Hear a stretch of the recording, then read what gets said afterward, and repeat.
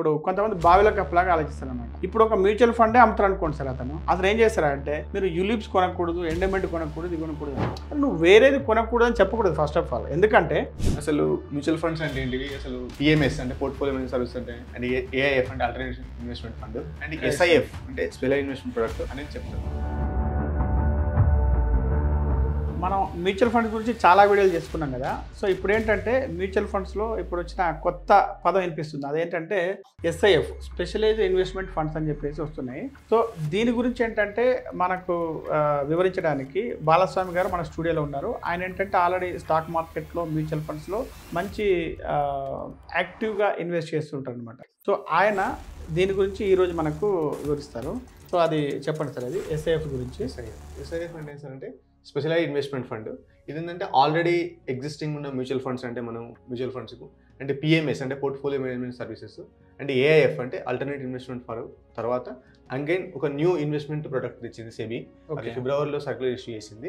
కాబట్టి ఏంటంటే ఇందులో కూడా వెళ్తా ఎస్ఐఎఫ్ అంటే ఏంటి, డిఫరెంట్ ఒకటొకటి ఎక్స్ప్లెయిన్ చేసుకున్నాం ఫ్రెండ్స్. ఇది మీకు ఇంటే మాత్రం ఒక ఐడియా వస్తుంది new investment product. Okay, first ఏంటంటే అసలు మ్యూచువల్ ఫండ్స్ అంటే ఏంటివి, అసలు పిఎంఎస్ అంటే పోర్ట్ఫోలియో మేనేజ్మెంట్ సర్వీస్ అంటే, అండ్ ఏఐఎఫ్ అంటే alternative investment fund, and SIF అంటే స్పెషల్ ఇన్వెస్ట్మెంట్ ప్రొడక్ట్ అనేది చెప్తాను companies friends. And mutual funds ఏంటంటే మినిమం ఇన్వెస్ట్మెంట్ వచ్చేసి 100 రూపీస్ మనం మామూలుగా మనం ఇన్వెస్ట్మెంట్. అండ్ పిఎంఎస్ లో 50 lakhs portfolio management service, alternative investment alternative investment funds లో 1 CR అండి. ఓకే, అండ్ మనం ఇన్వెస్ట్మెంట్ చేసినప్పుడు మ్యూచువల్ ఫండ్లో మనం మన ఇన్వెస్ట్మెంట్ ప్రొడక్ట్ బట్టి మన ఇన్వెస్ట్మెంట్ స్టైల్ బట్టి ఈక్విటీలో వేసుకోవచ్చు, లేకుంటే లిక్విడ్ ఫండ్స్. అవును. అండ్ పిఎంఎస్ ఏంటంటే ఈక్విటీలో వేసుకోవచ్చు, డెప్లో వేసుకోవచ్చు. ఇన్సూరెన్స్ ఆప్షన్స్ అంటే వాళ్ళు ఫండ్ మేనేజర్ మనకు నడుస్తున్న ట్రెండ్కు ఈక్వలెంట్గా వెళ్ళి రిటర్న్ జనరేట్ చేయడానికి ట్రై చేసుకోవచ్చు. Long short. ఏఐఎఫ్ ఫండ్ అంటే ఇది కూడా ఈక్విటీ డెప్ట్, అండ్ ఇది స్టార్ట్అప్ కంపెనీలో ఇన్వెస్ట్మెంట్ చేస్తుంటారు. అంటే స్టార్టింగ్ స్టేజ్, సీడింగ్ స్టేజ్లో, బడ్డింగ్ స్టేజ్లో ఉన్నప్పుడు వాళ్ళు ఇన్వెస్ట్మెంట్ చేస్తారు. అండ్ ఇక్కడ ఎక్స్పెన్స్ రేషియో వచ్చేసి less than 2%. అవును. అండ్ పిఎంఎస్లో 2 to 2.5%. At a same time ఒకవేళ పర్ఫార్మెన్స్ ఎక్కువ ఉందంటే, సపోజ్ 12% షేర్ మార్కెట్ ఇస్తే వాళ్ళు 15% ఇస్తారు అనుకో, 3% ఎక్స్ట్రా చేస్తారు. ఓకే, అంటే యాజ్ పర్ కాంట్రాక్ట్ ప్రకారం. కాబట్టి 3% ఎంత అమౌంట్ వస్తుంది, దానిపైన ఒక 10% 15% దానికి కూడా ఉంటుంది, అంటే ఫీజు ఉంటుంది. అండ్ ఏఎఫ్లో కూడా సేమ్ వాళ్ళు ఎందుకంటే ఇది స్టార్ట్అప్ కంపెనీ పెడుతుంది కాబట్టి వాళ్ళు ఎలాంటి కాంట్రాక్ట్ రాసుకున్నారు, సపోజ్ 1 దాన్ని బట్టి పర్ఫార్మెన్స్ మామూలుగా మనకు బెంచ్ మార్క్ ఎంత 12% 15%, దాన్ని బట్టి ఎక్కువ వస్తుంది, దానికి పర్సెంటేజ్. ఓకే.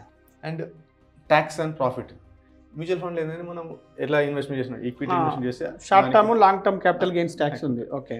అండ్ పిఎంఎస్ లో కూడా అది కూడా సేమ్ మనకి ఎట్లా ఎందులో ఇన్వెస్ట్మెంట్ బట్టి ఈక్విటీ బట్టి short term long term. Correct. ఇది కూడా మనకు అతను ఏ విధంగా ఇన్వెస్ట్మెంట్ చేసిండు, ఒకవేళ అతను ఒక ఓనర్గా ఇన్వెస్ట్మెంట్ చేసిండా, అంటే వాళ్ళు స్టార్ట్అప్ కంపెనీలో ఓనర్గా ఇన్వెస్ట్మెంట్ చేసిందా, లేకుంటే ఒక ఇన్వెస్టర్గా ఇన్వెస్ట్మెంట్ చేసిందా, దాన్ని బట్టి దానికి ట్యాక్స్ రూల్స్ ఉంటాయి. ఓకే. అండ్ ఇన్వెస్టర్ ఎవరు అసలు ఇందులో ఇన్వెస్ట్మెంట్ చేయొచ్చు, కామన్ పబ్లిక్ మ్యూచువల్ ఫండ్లో ఎవరైనా చేసుకోవచ్చు. కానీ పిఎంఎస్ లో అందరు చేయడానికి రాదు, ఎందుకంటే హెచ్ఎన్ఐస్ అంటే high net worth 50 lakhs minimum కాబట్టి వాళ్ళు ఏంజల్ ఇన్వెస్టర్స్ అంటే బిగ్ పర్సన్స్ వాళ్ళ దగ్గర మంచి క్యాపిటల్ వాళ్ళు తీసుకోవచ్చు. అండ్ ఏఎఫ్ లో కూడా same HNIs Angel investors. And return ఎంత రావచ్చు అంటే మ్యూచువల్ ఫండ్ లో 12 to 30% రావచ్చు, డిపెండ్స్ అపాన్ మనం సెలెక్ట్ చేసుకున్న క్లాస్ బట్టి. Okay. Small cap, mid cap అయితే ఎక్కువ వస్తాయి, మామూలుగా లార్జ్ క్యాప్ అయితే తక్కువ వస్తుంది. అవును. అండ్ పిఎంఎస్ లో ఇది కూడా 14 to 30% రావచ్చు, అది కూడా డిపెండ్స్ అపాన్ మన వాళ్ళు ఎలా ఇన్వెస్ట్మెంట్ చేస్తారు, వాళ్ళు ఎలాంటి కంపెనీ. అండ్ ఏఎఫ్ అంటే ఇది మొత్తం స్టార్ట్అప్ కంపెనీస్ వెళ్తాయి కాబట్టి 25 to 30% వస్తుంది. ఓకే. కానీ ఇది ఉన్న తర్వాత కూడా మళ్ళీ న్యూ ఇన్వెస్ట్మెంట్ క్లాస్ అనేది ఇంట్రడ్యూస్ చేసింది సెబీ. అసలు ఎందుకు ఇలా ఇన్వెస్ట్మెంట్ చేసిందంటే, ఈ రోజుల్లో మన ఇండియాలో ప్రతి ఒక్కరు ఎస్ఐపీలు చేస్తున్నారు, దానివల్ల చాలా ఎస్ఐపి ఇన్ఫ్లో ఎక్కువ ఉంది. అట్ ద సేమ్ టైం చాలా మంది మధ్యన పోర్ట్ఫోలియో అనేది ₹1,00,00,000 నార్మల్గా చాలా 50 లక్షలు 40 లక్షలు లక్షల్లో చేస్తున్నారు, లక్షల్లో ఉన్నది కాబట్టి పోర్ట్ఫోలియో చాలా మంచిగా ఉంది. కాబట్టి మామూలుగా పబ్లిక్ మన ఇండియాలో చాలా మందికి ఏంటంటే రిస్క్ టేకింగ్ కెపాసిటీ పెరిగింది. అవును. అంటే రిస్క్ ఎబిలిటీ పెరిగింది, చాలా మంది ఇన్వెస్ట్మెంట్ అనేది తెలిసింది కాబట్టి వాళ్ళందరూ చాలా రెడీగా ఉన్నారు రిస్క్ తీసుకోనికి. And at the same time SEBI ఆలోచించి అసలు మ్యూచువల్ ఫండ్కు పిఎంఎస్ మధ్య చాలా గ్యాప్ ఉంది. ఇక్కడ 50 లక్షలు అతివృష్టి అనావృష్టి. అంటే మరి ఇలా చేసినప్పుడు మరి ఒకవేళ రిస్క్ తీసుకోవాలనుకున్నా కానీ వాళ్ళు 50 lakhs పెట్టి రిస్క్ తీసుకోలేరు. ఓకే. ఎందుకంటే వీళ్ళు డెరివేటివ్స్ ఉంటుంది కాబట్టి రిస్క్ తీసుకోవాలనుకున్నా ఎక్కువ ఇలాంటి రిస్క్ తీసుకోవడం కొద్దిగా ఇబ్బంది ఉంటుంది. కాబట్టి అసలు వీటి మధ్య గ్యాప్ చాలా ఎక్కువ ఉంది కాబట్టి ఈ బ్రిడ్జ్ గ్యాప్ ఎలా తగ్గించాలని వచ్చింది న్యూ ఇన్వెస్ట్మెంట్ ప్రోడక్ట్ అంటే SIF. ఇందులో వచ్చేసి మినిమం ఇన్వెస్ట్మెంట్ వచ్చేసి 10 lakhs per pan card. 10 lakhs. Okay. ఇందులో ఏంటంటే 10 lakhs అనేది మనం ఇన్వెస్ట్మెంట్ చేస్తాము. ఒకవేళ మార్కెట్ కండిషన్స్ ప్రకారం ఒకవేళ మార్కెట్ తగ్గినప్పుడు 10 lakhs తగ్గిందనుకో నో ప్రాబ్లం, అది ప్యాసివ్ లాస్. కానీ నువ్వు పెట్టిన ఇన్వెస్ట్మెంట్ 10 lakhs మార్కెట్ తగ్గింది కాబట్టి దానికే తగ్గిపోతే మనం ఏం చేయలేము. ఒకవేళ నువ్వు మధ్యలో ప్రాఫిట్ బుక్ చేస్తే అది దాన్ని ఫిల్ చేయాలి. 10 lakhs మినిమం అనేది ఫిల్ చేయాలి. ఓకే. ఇందులో సేమ్ 10 lakhs ఇచ్చి రేపు 5 lakhs తీసుకోవడానికి ఉండదు. సో 10 lakhs అనేది అక్కడ కనబడాలి ఖచ్చితంగా. ఇన్వెస్టెడ్ అమౌంట్ తీస్తే మొత్తం తీయాలి. ఓకే. అంటే ఇది సేమ్ PMS లాగానే ఈక్విటీ ఇన్వెస్ట్మెంట్, డెప్ట్ అండ్ సెక్టర్ రొటేషన్, సెక్టర్లో ఇన్వెస్ట్మెంట్, హైబ్రిడ్ కూడా ఇన్వెస్ట్మెంట్. ఓకే. అంటే వీటి ఎక్స్పెన్స్ రేషియో కూడా సేమ్ 2% ఉంటుంది. అండ్ సేమ్ ట్యాక్స్ రూల్స్ అయితే ఈక్విటీ డెప్ట్ మనం మ్యూచువల్ ఫండ్ లాగానే సేమ్ బిహేవియర్ సేమ్. ఇది అంటే ఒక ప్రీమియం వెర్షన్ అనుకోండి, మ్యూచువల్ ఫండ్ కు ప్రీమియం వెర్షన్ ఇది అంతే. ఇందులో సేమ్ ఒకవేళ HNIs కానీ అల్టరేషన్స్ సపోజ్ రిటైల్ ఇన్వెస్టర్స్ కొంతమంది దగ్గర పోర్ట్ఫోలియో 2 crores 3 crores ఉంటే వాళ్ళు ఒక 10 to 15% తీసుకోవచ్చు. ఓకేనా సార్? ఇదేంటంటే న్యూ ఇన్వెస్ట్మెంట్ క్లాస్. ఇదేంటంటే to bridge gap the mutual funds and PMS. ఇక్కడ ఏంటి సార్ ఇది? మోర్ దెన్ 2 crore అంటే పోర్ట్ఫోలియో కొంతమంది ఎక్కువ ఉంటుంది కదా. పోర్ట్ఫోలియో కొంతమంది ఎక్కువ ఉంటే వాళ్ళు దాన్ని కొంత ఎక్స్పోజ్ తీసుకోవచ్చు. కొంతమంది సపోజ్ 2 crores 3 crores ఉంటే ఒక 10% 220 lakhs చేసుకోవచ్చు. దీంట్లో ఇన్వెస్ట్ చేసుకోవచ్చు. ఐడియా వస్తుంది అసలు ఏంది ఎలా ఉంటుంది సో చూసుకోవచ్చు. ఓకే. అసలు ఫస్ట్ నేను ఫండమెంటల్ సార్ SIF అండి. SIFలో మినిమం ఇన్వెస్ట్మెంట్ చూస్తే 10 lakhs. ఇందులో ఒక PMS లాగానే సేమ్ ఫ్యూచర్ అండ్ ఆప్షన్స్ చేస్తుంటారు, లేకుంటే లాంగ్ షార్ట్ ఈక్విటీ ఇన్వెస్ట్ చేస్తుంటారు. ఏంటంటే SIP అంటే మ్యూచువల్ ఫండ్లో మనము ఫండ్ మేనేజర్ యొక్క లాజికల్ థింకింగ్ ఎక్కువ మనం యూజ్ చేసుకుంది రాదు. ఎందుకంటే ఒకవేళ కంపెనీ సెలెక్షన్ అప్పుడే అతను లాజిక్ యూజ్ చేశాడు, కానీ కంపెనీ అమ్మడం లేకుంటే మార్కెట్ పడిపోతుంది అలా అమ్మడం అనే అతని చేతిలో ఏం లేదు. అంటే యాజ్ పర్ ఆ మ్యూచువల్ ఫండ్ ఫ్రేమ్ వర్క్ ప్రకారం నడవాలి. SEBI guide lines, mutual fund guide lines ప్రకారం చేయాలి. కానీ SIF ఏంటంటే PMS లాగా ఒకవేళ మార్కెట్ ఫ్రీడమ్ ఉంటుంది, మార్కెట్ పడిపోతుంది, అతను హోల్డింగ్స్ అమ్మేశాడు. ఓకే. ఒకవేళ కంపెనీలకు బ్యాడ్ న్యూస్ వచ్చింది, ఆల్రెడీ దగ్గర హోల్డింగ్ ఉంది, షార్ట్ సెల్లింగ్ చేశాడు, తర్వాత మళ్ళీ కింద పట్టి మళ్ళీ కొనుక్కుంటాడు. షార్ట్ సెల్లింగ్ కూడా చేసుకోవచ్చు. అండ్ ఇలా చేయడం వల్ల మార్కెట్లో ట్రెండ్ ఎట్లా వస్తుందో ఆ ట్రెండ్ ఏ ట్రెండ్ అయినా సరే ఆ ట్రెండ్లో వాళ్ళు ప్రాఫిట్ తీసుకోగలుగుతారు. మ్యూచువల్ ఫండ్లో ఆ ట్రెండ్ అనేది ఫాలో కావడం కష్టం. ఎందుకంటే మ్యూచువల్ ఫండ్లో హైకి వెళ్తా ఉంటే ప్రాఫిట్ వస్తుంది, కానీ కిందికి వెళ్తా ఉంటే లాస్ వస్తుంది. కానీ ఫండ్ మేనేజర్ అక్కడ అమ్మలేడు. అవును. ఎందుకంటే మన ఇన్స్ట్రక్షన్ బట్టి అమ్మాలి, అంత ఫ్లెక్సిబిలిటీ. ఓకేనా సార్? అండ్ ఈ SIFలో రీసెంట్గా కొన్ని మ్యూచువల్ ఫండ్స్ లాంచ్ చేసినాయి. NFO దాన్ని సేమ్ మ్యూచువల్ ఫండ్ NFO అంటారు, న్యూ ఫండ్ ఆఫర్. ఇందులో క్వాంటమ్ మ్యూచువల్ ఫండ్ హౌస్ వచ్చేసి equity long short SIF launch చేసింది. అండ్ అల్టివా అనేది Edelweiss mutual fund hybrid long short అనేది లాంచ్ చేశారు. అంటే ఇంకా లైనప్స్ ఉన్నాయి అన్ని కంపెనీస్. అంటే అన్ని ఏవైతే సరే మ్యూచువల్ SIF లాంచ్ చేయాలంటే మినిమం వచ్చేసి వాళ్ళు AUM అసెట్ అండర్ మేనేజ్మెంట్ వచ్చేసి 10,000 crores. ఇప్పుడు మన ఇండియాలో మాక్సిమం 95% AMCకు 10,000 crores ఉంది. ఉన్నాయి, లక్షల కోట్లు ఉన్నాయి. అండ్ ఏవైతే లేవో వాళ్ళు కూడా చేసుకోవచ్చు. దానికి ఆల్టర్నేట్ రూట్ అంటే దానికోసం ఒక ప్రత్యేకంగా ఫండ్ మేనేజర్, దాని చేయడానికి ఒక వేరే మళ్ళీ సెకండ్ ఫండ్ అసిస్టెంట్ వేరే పర్సన్, ఇద్దరు ఎక్స్పీరియన్స్ ఉన్న వాళ్ళు దాన్ని మళ్ళీ ఒక మ్యూచువల్ ఫండ్ వాళ్ళను రిక్రూట్ చేసుకొని స్టార్ట్ చేసుకోవచ్చు. లాంచ్ చేసుకోవచ్చు. ఇప్పుడు కష్టం కాదు. బట్ ఇక్కడ ఏంటంటే ఇందులో SIFలో రిస్క్ బ్యాండ్ ఉంటుంది. ఫస్ట్ 1 to 5 ఉంటుంది రిస్క్ బ్యాండ్. 1 అనేది లో రిస్క్, ఓకే. 5 అనేది హై రిస్క్. కాబట్టి ఇక్కడ SIFలో ఏంటంటే డిస్క్లైమర్ చాలా స్ట్రాంగ్ ఉంటుంది. ఏ విధంగా అంటే high volatile, high risk and you may lose your capital. అంటే 5లో హై రిస్క్ అంటే యూ మే లూజ్ క్యాపిటల్ అంటే కాదు. ఇప్పుడు మామూలుగా SIPలో మ్యూచువల్ ఫండ్ ఏముంటుంది, investments market risk, all scheme document careful ఉంటుంది. కానీ ఇక్కడ high risk, high volatile, capital కూడా లూజ్ అయ్యే ఛాన్సెస్ ఉంటాయి. కాబట్టి SIF అనేది హై రిస్క్ ఎపటైట్ పర్సన్స్ కనండి. ఎవరైతే సరే మీ చిన్న ముందు చెప్పినట్టు పోర్ట్ఫోలియో ఎక్కువ ఉంటే వాళ్ళు దీనికి ఎక్స్ప్లోర్ తీసుకోవచ్చు, ట్రై చేసుకోవచ్చు. అండ్ SIFలో అవసరమా అంటే డిపెండ్స్ అపాన్ ఎకానమీ గ్రో అవుతుంది కాబట్టి ఫైనాన్షియల్ ప్రొడక్ట్స్ చాలామంది ఇన్వెస్ట్మెంట్ చేస్తారు. కాబట్టి ఎవరైతే హై రిస్క్ తీసుకోవాలంటే SIFలో ఇన్వెస్ట్మెంట్ చేసుకోవచ్చు, అవసరమే. సో బేసిక్ ఏంటంటే సార్ ఇప్పుడు యాక్చువల్గా మన ఇండియాలో ఏ ఒక్క ఫైనాన్షియల్ ఇన్స్ట్రుమెంట్ అనేది అది అవసరమా అనవసరం అనేది లేదు. అంటే దానికి తగ్గ పర్సన్స్ ఉన్నారు.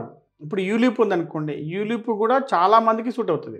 మ్యూచువల్ ఫండ్స్ సూట్ అవుతుంది, ఈవెన్ ఎండోమెంట్ పాలసీ సూట్ అవుతుంది. ఇప్పుడు ఒక ఆటో డ్రైవరు, అతనికి క్వాలిఫికేషన్ లేదు, అతనికి ఇన్కమ్ ప్రూఫ్ లేదనుకోండి, అతనికి ఇన్సూరెన్స్ ఎలా? సో ఈ ఇండియాలో ఏంటంటే ఏ ఒక్క ఇన్స్ట్రుమెంట్ కూడా రాంగ్ ఇన్స్ట్రుమెంట్ కాదు. అంటే దానికి తగ్గ మనకు ఆల్రెడీ కమ్యూనిటీ కానీ ప్రజలు ఉన్నారు, మార్కెట్ ఉందండి. ఇప్పుడు కొంతమంది ఎలా ఉంటారంటే సార్, ఇప్పుడు కొంతమంది బావిలో కప్పలాగా ఆలోచిస్తారు అనమాట. ఇప్పుడు ఒక మ్యూచువల్ ఫండే అమ్ముతారు అనుకోండి సార్, అతను ఏం చేస్తారంటే, మీరు యూలిప్స్ కొనకూడదు, ఎండోమెంట్ కొనకూడదు, ఇది కొనకూడదు అంటారు.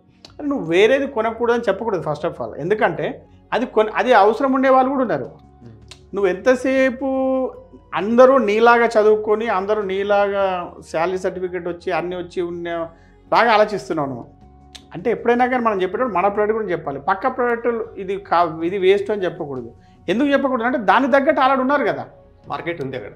ఇప్పుడు నేను మ్యూచువల్ ఫండ్స్ ఇన్వెస్ట్ చేస్తాను సార్, నేను ఎఫ్డి రాంగ్ అని చెప్పకూడదు, ఎఫ్డీలో ఇంత వస్తుంది అని చెప్పాలి తప్ప ఎఫ్డి రాంగ్ ప్రోడక్ట్ అని చెప్పకూడదు కదా. సో ఇప్పుడు రిటైర్మెంట్ అయిన వాళ్ళకి అది కరెక్టే కదా. సో రేపు నువ్వు రిటైర్మెంట్ అయితే నీకు తెలుస్తుంది. అందుకని సో మన ఇండియాలో ఏంటంటే ఎస్ఏఎఫ్లో అమ్ముతారు. ఇంకా ఇప్పుడు మీరు ఇది 10 లక్షలు అన్నారు, ఇంకా దీని తర్వాత 25 లక్షలు కూడా వస్తుంది ప్రోడక్ట్ చూడండి. సో అట్లా కూడా ఉన్నారనమాట. సో ఎవరి ఇన్కమ్ లెవెల్స్ తగ్గట్టు వాళ్ళు దాంట్లో ఇన్వెస్ట్ చేసుకుంటారు, అంతే కదా సార్. అంటే వాళ్ళు రిస్క్ బ్యాండ్ వాళ్ళు అంతే చేసుకుంటే వాళ్ళు చేసుకుంటారు అంతే.